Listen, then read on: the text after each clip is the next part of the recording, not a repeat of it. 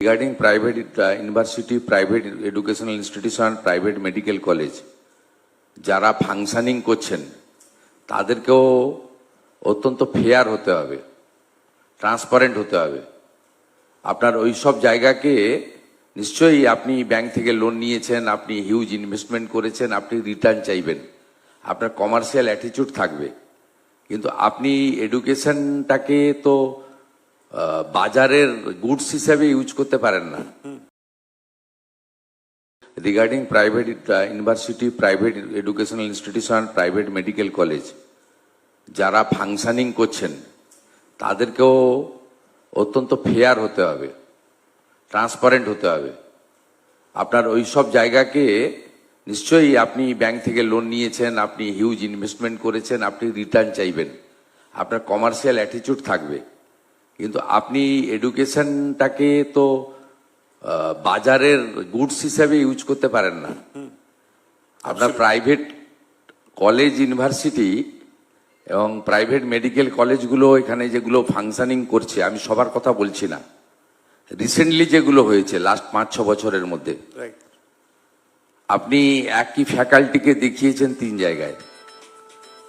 আপনি যখন আপনার মেডিকেল কাউন্সিল অফ ইন্ডিয়া এসেছে তখন রুগী সাজিয়ে বেডে শুয়ে দেখিয়ে দিয়েছেন।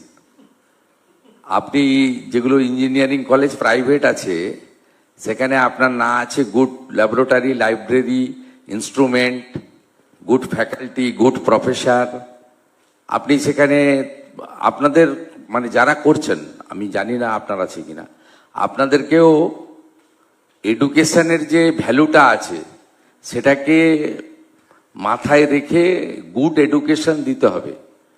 এখানে ম্যাক্সিমাম এই যে আইটিআই গুলো রয়েছে, প্রাইভেট আইটিআই বিভিন্ন জায়গায় ছড়িয়ে আছে, হিউজ নাম্বার, সেখানে অ্যাডমিশন নিয়ে চলে যায় আর পাস করার একটা সার্টিফিকেট নিতে আসে, মাঝখানে কোনো স্টুডেন্ট থাকে না। এটা করলে তো আপনি কখনোই মূল্যায়ন বলে একটা জিনিস রয়েছে, তো এখানে বহুত সিনিয়র পার্সন আছে, এরা জানেন যে এখনো আইআইটি কে কেন লোক সবচেয়ে বেশি নাম্বার দেয় এবং ওখানে যারা অ্যাডমিশন নেয় তারা ক্যাম্পাসিং পেয়ে যায় এবং তারা ক্রিম অফ দি সোসাইটি হয়। কেন?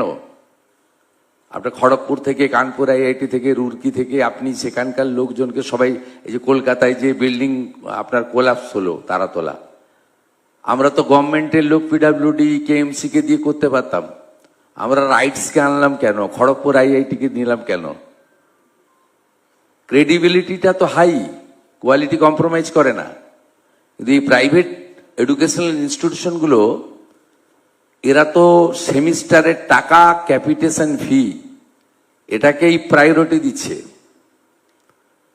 আপনি জানেন, you know it very well, এখানে মেডিকেল কলেজগুলোতে প্রায় 500 এমন কেসেস ধরা পড়েছে যারা ফলস এনআরআই সার্টিফিকেট দিয়ে মেডিকেলে কোটাতে অ্যাডমিশন নিয়েছে।